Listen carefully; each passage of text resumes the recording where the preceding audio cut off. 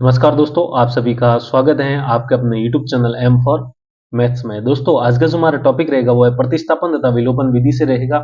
आज हम इस वीडियो में सीखेंगे कि प्रतिस्थापन तथा विलोपन विधि के द्वारा दी गई रेखिक समीकरणों को किस प्रकार सरल करते हैं तथा ये दोनों सवाल आज हम इस वीडियो में सीखेंगे। तो ये सब सीखने के लिए वीडियो को पूरा जरूर देखिएगा। तो यहाँ पर ध्यान दीजिए, हम सीधा पहला क्या है, x माइनस वाई बराबर 3 और 2x प्लस 3y बराबर 36। अब इन दोनों समीकरणों को हम सरल करते हैं। तो देखिए, सबसे पहले आपको क्या करना है, समीकरण नंबर 1 नाम देना है और इसका समीकरण नंबर 2 नाम दे देना है। ठीक है, प्रतिस्थापन विधि से मैं ऊपर लिख देता हूं। इस सवाल को हम प्रतिस्थापन विधि से सरल करने जा रहे हैं। तो प्रतिस्थापन मैंने नाम लिख दिया। तो जो पहली समीकरण है उसको समीकरण नंबर ऐसे 1 दे देंगे और इसको 2 देना है। ठीक है, फिर हम यहां पर लिखेंगे समीकरण 1 से। ठीक है, समीकरण 1 से, समीकरण 1 से। अब समीकरण 1 से मेरे लिखने का मतलब क्या है, यहां पर ये जो समीकरण 1 है इसको मैं वही यहां पर वापस लिख रहा हूं। ठीक है, तो x माइनस वाई बराबर 3। अब देखिए, हमें इसको प्रतिस्थापन विधि से सरल करना है। तो प्रतिस्थापन का मतलब क्या होता है, प्रतिस्थापन का मतलब सब्स्टिट्यूशन, एक जगह से दूसरी जगह जाना। प्रतिस्थापन का मतलब क्या हुआ, एक जगह से दूसरी जगह जाना। तो हम क्या करेंगे, इन दोनों में से कोई भी समीकरण लेंगे जो समीकरण आसान है। ठीक है, तो यहां पर अब आसान समीकरण कैसे होती है, जिसमें चरों के गुणांक जो होते हैं वो हमेशा छोटी छोटी संख्या होती है। यहां पर आप कह सकते हैं एक एक हो, वो सबसे आसान रैखिक समीकरण होती है। तो यहां पर x माइनस वाई बराबर 3 में इस समीकरण में x का गुणांक भी 1 है और y का गुणांक भी -1 है, लेकिन परिमाण में वो 1 है। तो ये आसान समीकरण है, इसलिए हमने समीकरण नंबर 1 को ले लिया। अब इस समीकरण को सरल करेंगे और यहां से किसी एक चर का मान निकालेंगे और उसी चर का मान समीकरण नंबर 2 में रख देंगे। ठीक है, तो देखिए क्या करते हैं, x माइनस वाई बराबर 3 है, तो यहां से मैं x का मान निकाल देता हूं। तो देखिए, ये माइनस वाई है, उधर जाएगा तो कितना हो जाएगा, प्लस का वाई हो जाएगा, क्योंकि इधर ये माइनस है, पक्षांतरण करने से ये क्या हो जाएगा, चिन्ह बदल जाएगा। तो यहां से x का बराबर कितना आया, 3 प्लस वाई। आप कह सकते हैं x का मान कितना आया, 3 प्लस वाई। इसको दे दीजिए आप समीकरण नंबर 3। ठीक है, अब हम क्या करेंगे, देखिए समीकरण नंबर 1, समीकरण समीकरण एक को तो सरल कर लिया हमने। अब हम 2 कर लेंगे। दो, समीकरण नंबर 2 और वह 3 से, समीकरण 2 व 3 से। अब समीकरण नंबर 2 व 3 से हम क्या करने वाले हैं, ध्यान दीजिए। अब यहां से समीकरण नंबर 3 में जो x का मान आया वही हमें समीकरण नंबर 2 में रखना है। तो देखिए, 2 गुणा, अब x का मान यहां पर कितना है, देखिए 3 प्लस वाई है। तो इसमें जो यहां पर x है, इस x की जगह में कितना लिख दूंगा, 3 प्लस वाई। तो यहां पर लिखेंगे 3 प्लस वाई। ठीक है, फिर प्लस का ये 3y का 3y साथ में लिखेंगे, 3y बराबर में कितना है, 36 का 36 रख देंगे। अब इसको सरल कर दीजिए, तो 2 गुणा 3 कितना हो जाएगा, देखिए ये ब्रैकेट में है दोनों, और बार गुणा में 2 है, तो ये जो 2 है एक बार इसके साथ गुणा होगा और एक बार इसके साथ। तो 2 गुणा 3 कितना हो जाएगा, 6, और 2 गुणा ये y है जो प्लस में, वो कितना हो जाएगा, 2y। ठीक है, और यहां पर कितना हो जाएगा, प्लस 3y तो पहले से है ही है, और यहां पर लिख देंगे हम 36। ठीक है, अब हम क्या करेंगे, इन समीकरण को आसानी से सरल कर लेंगे। अब हम इस समीकरण को सरल कर लेंगे तो देखिए कितना हो जाएगा, 6 प्लस 2y प्लस 3y मिलकर कितना हो जाएगा, 5y, और बराबर में ये 36 का 36 रहेगा। ये प्लस का 6 है, पक्षांतरण कर देते हैं, उधर भेज देते हैं। तो यहाँ पर देखिए 5y बराबर, ये प्लस का 6 उधर जाते कितना हो जाएगा, माइनस का 6, यानी कि 36 माइनस 6 हो जाएगा। तो यहाँ से जो 5y है बराबर में 36 माइनस 6 कितना हो जाएगा, 30।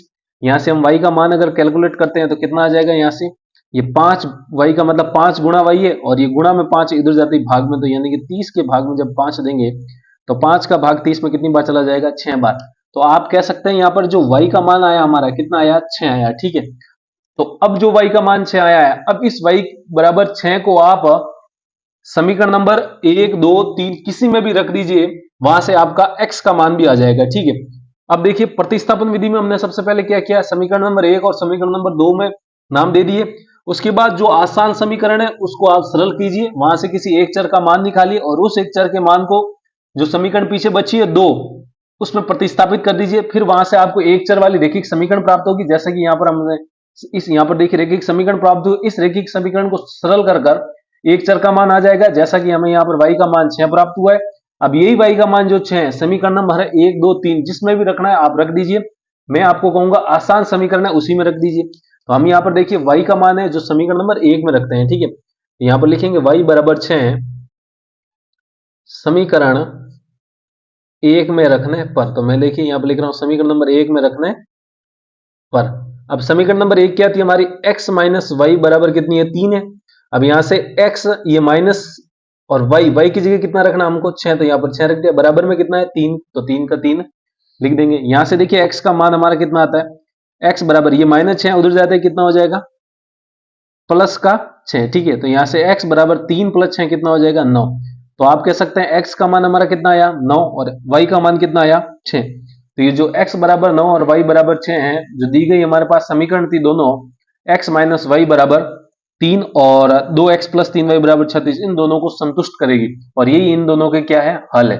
तो इसी प्रकार से आपको प्रतिस्थापन विधि का प्रयोग करके रैखिक समीकरणों के हल ज्ञात करने हैं। तो बहुत ही आसान था ये, उम्मीद है आपको समझ में आया होगा। समझ में आया तो वीडियो को लाइक कीजिए।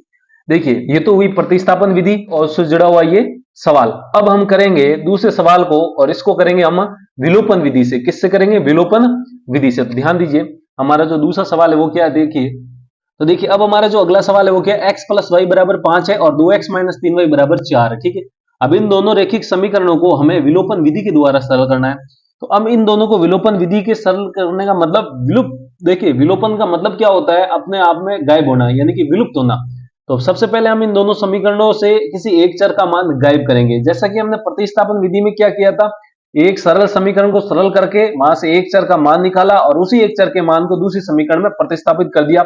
वहां से आपको एक चर वाली एक रैखिक समीकरण प्राप्त हुई थी, और फिर उसको सरल कर आसानी से एक चर का मान निकाल दिया, और फिर उसी एक चर का मान समीकरण नंबर पहले वाले या दूसरे वाले में रख दिया, जिससे कि दूसरे चर का भी मान आ जाएगा, ठीक है। वहां तो हुआ प्रतिस्थापन। अब यहां पर देखिए विलोपन, विलोपन का मतलब क्या है, गायब हो जाना। तो हम इन दोनों समीकरणों को आपस में सरल करेंगे और किसी एक चर का मान गायब कर देंगे। अब गायब कैसे करना है, तो देखिए इसको दे देते हैं समीकरण नंबर 1 दे दीजिए, या समीकरण नंबर 2 दे दीजिए। लिखिए ये समीकरण नंबर 1 और ये इसको दे देते हैं समीकरण नंबर 2। अब गायब कैसे करना है, तो देखिए इन दोनों समीकरणों को यहाँ तो जोड़ना है, और यहाँ इन दोनों समीकरणों को एक दूसरे से घटाना है। अब जोड़ना और घटाना इस प्रकार है कि यहां से जो एक चर है अपने आप में कट जाए, यानी कि एक प्लस का और एक माइनस का हो जाए। तो देखिए जब इसको जोड़ते हैं तो x और ये 2x जोड़ेगा तो 3x हो जाएगा, दोनों ही प्लस के। जब ये प्लस वाई और -3y को जब आप जोड़ोगे तो कितना हो जाएगा, माइनस का 2y। तो माइनस का 2y और प्लस का 3x दोनों ही आ रहे हैं, तो यहां से कोई भी चर गायब नहीं हो रहा है। अगर आप घटाएंगे तो x - 2x कितना हो जाएगा, -x, और y - 3y यानी कि +3y मिल के कितना हो जाएगा, 4y। अभी भी कोई गायब नहीं हो रहा है। तो हम कैसे गायब करेंगे, तो देखिए सबसे पहले आप क्या करिए, देखिए ये प्लस का इसका y का गुणक क्या है, यहाँ पर कुछ नहीं है, मतलब 1 लिखा है, तो ये y का गुणक +1y है, और यहाँ पर y का गुणक कितना है, -3 है। अगर ये +3 हो जाए तो +3 और -3 आपस में मिलकर कितना हो जाएगा, 0 हो जाएगा। तो हम क्या करेंगे, यहाँ पर समीकरण एक को समीकरण 1 को 3 से गुणा करने पर, अब मैं 3 से गुणा क्यों कर रहा हूं, क्योंकि मेरे को जो यहाँ पर y का गुणांक है 1 है, इसको 3 से गुणा करूंगा तो 3 गुणा 1 तभी तो 3 होगा, इसीलिए मैं इसको 3 से गुणा कर रहा हूं। अब जरूरी नहीं है कि आप y का गुणांक इससे मान करें, आप x का भी कर सकते हैं। x का जब आप इसको 2 से करेंगे तो 2x इधर हो जाएगा, नीचे भी 2x हो जाएगा। तब आपको इन दोनों समीकरणों को जोड़ना नहीं है, घटाना पड़ेगा, 2x - 2x तभी कटेगा, ठीक है। अब यहां पर तो हम सीधे जोड़ देंगे समीकरणों, क्योंकि आपने पहले से ही सवाल में प्लस और एक और माइनस दिया हुआ है। तो समीकरण 3 से गुणा करने पर, तो यहां पर लिखेंगे 3 से गुणा करने पर, ठीक है। अब समीकरण को गुणा करने का मतलब बायां पक्ष 3 से गुणा होगा, बाएं पक्ष में x + y है, और दायां पक्ष भी 3 से गुणा होगा, दाएं पक्ष में यहाँ पर 5 ही है, तो 5 3 से गुणा हो जाएगा। 3 गुणा x कितना हो जाएगा, 3x, प्लस 3 गुणा y आपस में मिलकर 3y बराबर 5 गुणा 3 कितना हो जाएगा, 15, ठीक है। यहां से देखिए ये हमें एक और समीकरण प्राप्त होगी, इसको नाम दे देते हैं हम 3, ठीक है। अब यहाँ पर देखिए अब हम समीकरण नंबर 2 और समीकरण नंबर 3 को आपस में जोड़ देते हैं, ठीक है। तो यहां पर ध्यान दीजिए समीकरण नंबर 2 व 3 को जोड़ने पर, ठीक है। जैसा जैसा मैं लिख रहा हूं ऐसा ही आपको परीक्षा में भी लिखना है, आपका एक भी मार्क्स नहीं कटेगा, ठीक है। तो यहां पर ध्यान दीजिए ये दो समीकरण नंबर क्या है, 2x - 3y बराबर 4, और समीकरण नंबर 3 क्या है, अभी निकालिए, 3x + 3y बराबर में कितना है आपका, 15 है, ठीक है। अब जब आप इनको जोड़ोगे तो देखिए इनको जैसे जोड़ेंगे, अब जोड़ना है तो सबका चिन्ह वही रखना है, समान रखना है। तो देखिए 2x और 3x कितना हो जाएगा आपका, 5x, और -3y और ये +3y आपस में कितने हो जाएंगे, कट जाएंगे, 0। तभी ये कटने के लिए तो हमने इसको 3 से गुणा किया था। तो -3 और +3 आपस में मिलकर 0 हो गया और बराबर में ये 4 और 15 कितना हो जाएगा आपका 19। ठीक है, यहां से आप x का मान निकाल सकते हैं।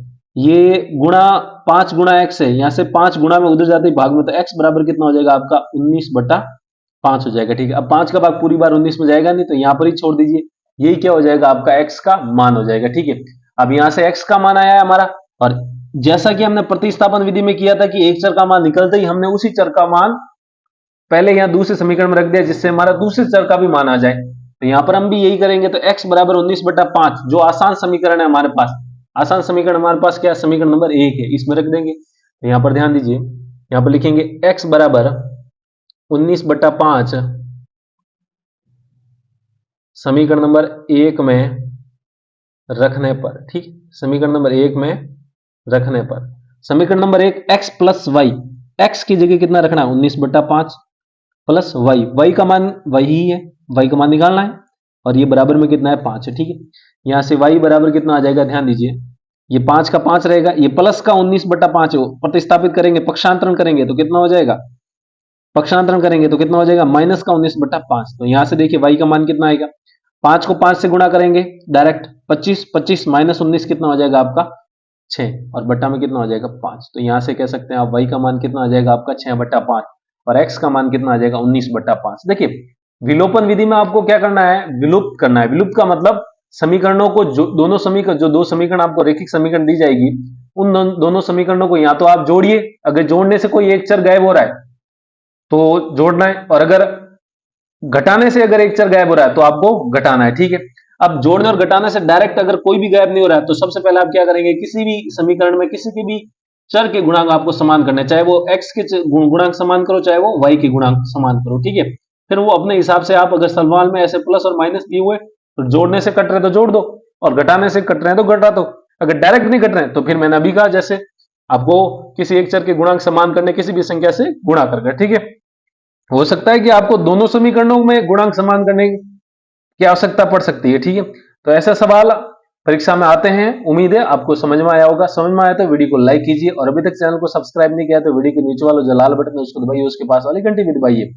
तो आज के लिए इतना ही रखते हैं, जल्दी मिलता है मैं ऐसे बेसिक वीडियो के साथ, तब तक के लिए जय हिंद।